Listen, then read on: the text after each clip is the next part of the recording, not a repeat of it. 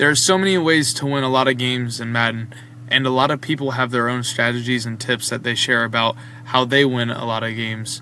Today I'm going to share my strategies and tips on how I win a lot of games on Madden that can be very useful to you guys as well to win a lot of games.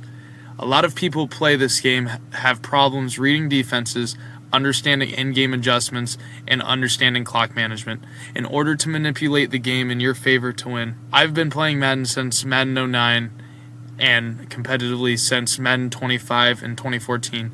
As for the past while, I've been playing Madden Ultimate Team on head-to-head ranked and consistently have been making it to at least champion rank about every month and very close to becoming a top 100 player plenty of times.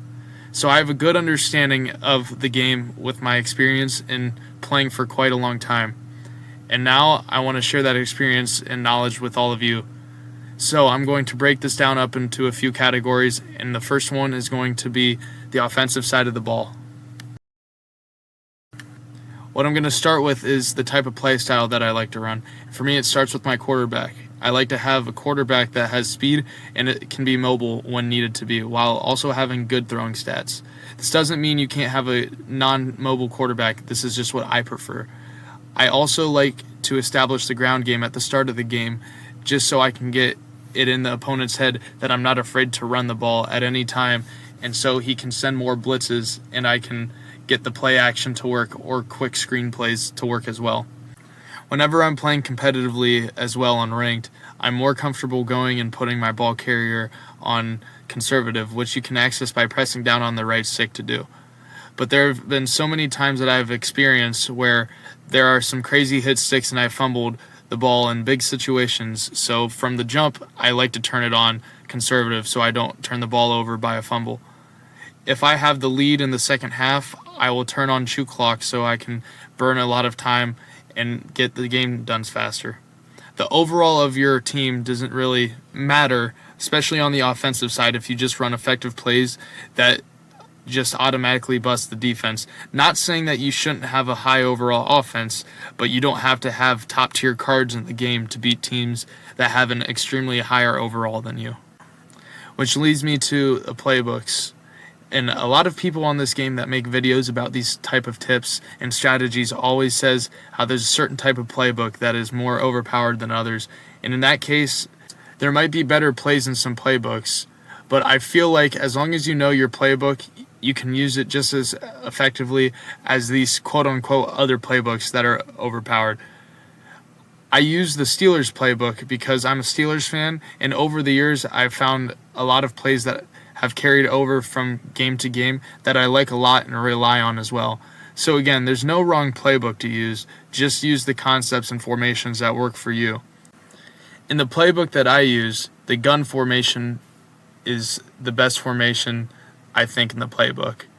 And sometimes I use the I formation whenever I'm in a heavy run package because I like to run the ball a lot. At the same time, I do pass a lot as well. With my runs, I usually do ISOs or stretches out of the I formation, and then whenever I run the ball enough, I eventually go into a play action pass out of that formation, after the defense is already committed to the run. Now, the gun formation is where all my pass plays are that I like to run, and usually I like having 3 wide receivers on one side and then 1 wide receiver on the other. Typically with the 3 wide receivers, it has some sort of combination of a corner route, a streak, a post route, and in or out route, or a zig route. On the other side, I typically have either a in route or a drag or a streak usually. Right now I'll show you a clip of a play that I usually rely on in big situations using these routes.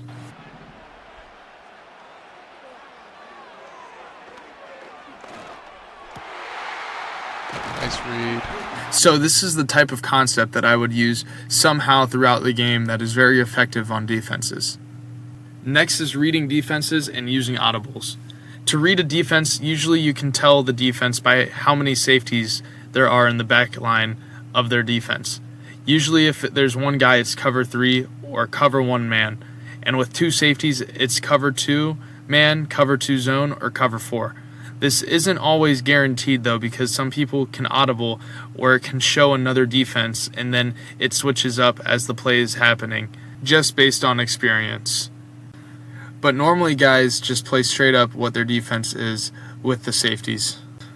To tell if they are in man, usually in man coverage, the defenders will line up one-on-one with whoever they are guarding pressed up on them. Or another way is to motion one wide receiver or tight end from one side of the field to the other side, which can be another tell. Zone defense is typically right after the ball is snapped.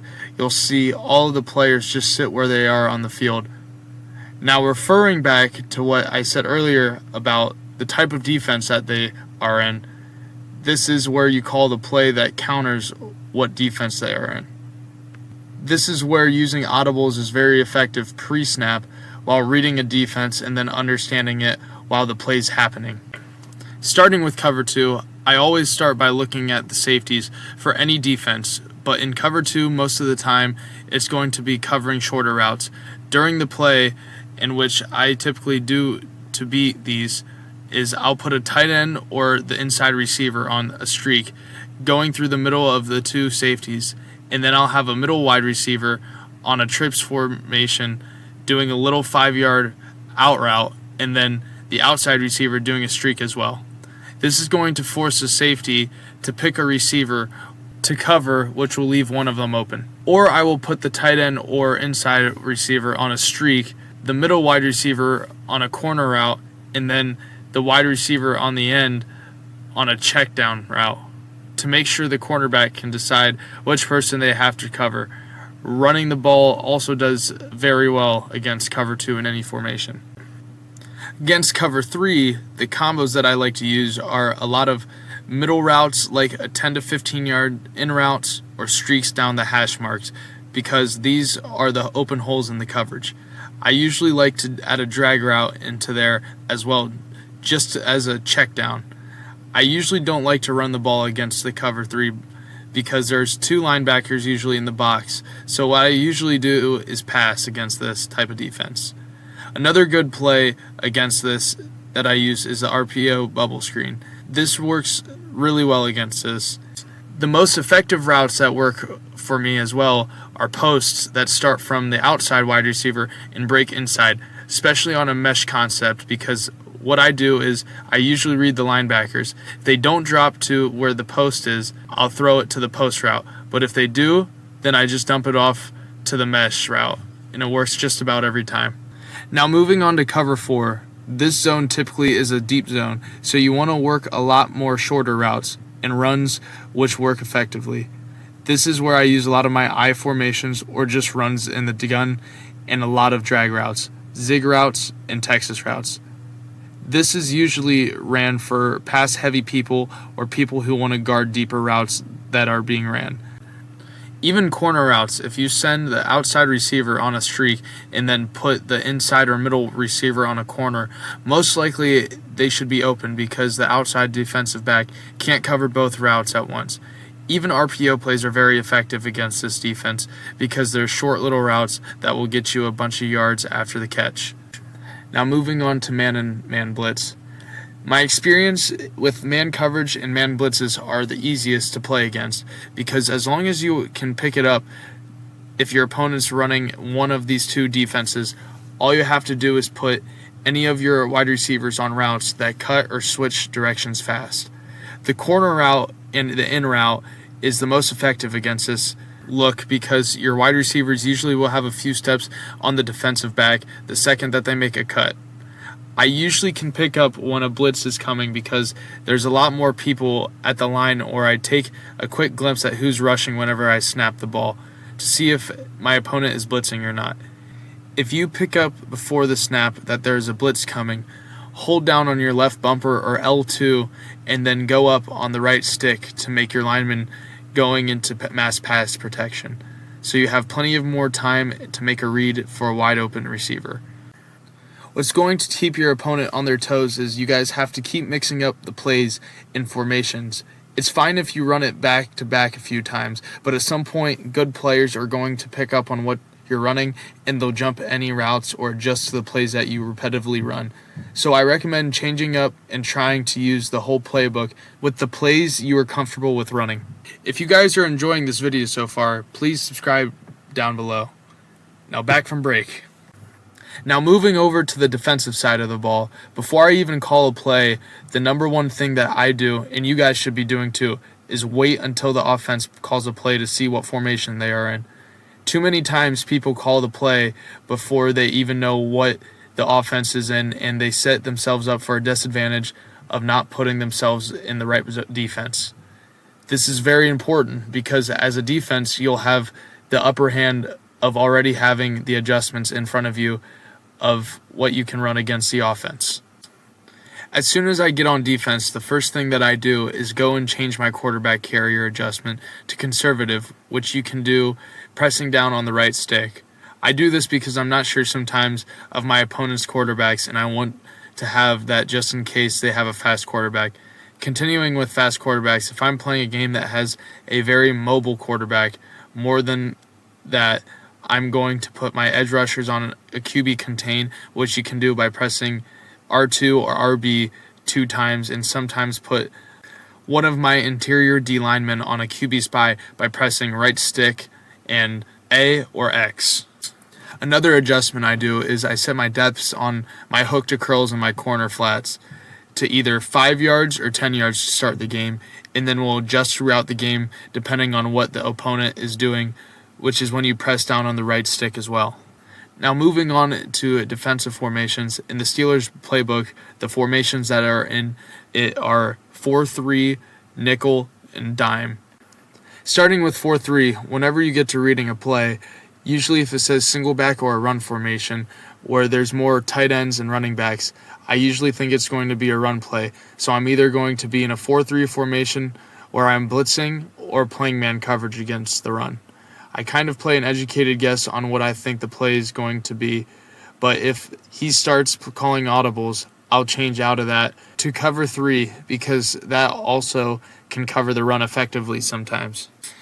Moving on to nickel, it is more of a balanced run and pass defense, which is effective in both as long as you're in the right coverage. For the most part, man coverage is usually the most effective for a run. If you think a run is coming, blitzes sometimes hit or miss runs. And in zone defense, it is very hit or miss if there is a run against those. I usually am in this the most whenever a team is passing and running the ball in a good mix, so I'm always ready for either or, and will use my play adjustments accordingly to what I think my opponent's going to run. Going to dime, I use this in must-pass situations that my opponent is going to run, meaning in any long distance downs, I will run dime because the odds of them actually running the ball are very slim to none. I like to run a lot of cover 4 out of dime because it's the most effective. Defense, especially when you know that your opponent is going to be throwing deeper routes. I'll also only send 3 guys, so there's one more guy in coverage that can help defend the pass. And if there is a running quarterback, I put the middle defensive tackle on a QB spy and then do a QB contain on the edge guys. I will also adjust my depth drops to whatever they need to gain. So if it's 3rd and 20, I'm going to put all my drops to 20 yards because it forces your defensive backs to drop that far and keep everything in front of you. Moving on to the user player on defense. What I recommend is using an inside linebacker because you can cover the middle of the field, which is where a lot of people like to pass the ball.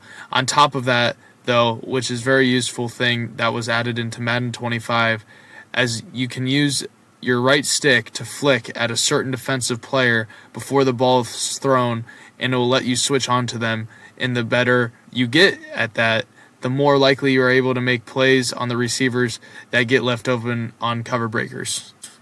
For game management, what I do is I try to have full control of the clock and try to manage how long the player has the ball. So if I start off with the ball, I'll run out the whole first quarter and leave them with like a 2-minute drive or something and try to stop them within the last 2 minutes of the second quarter.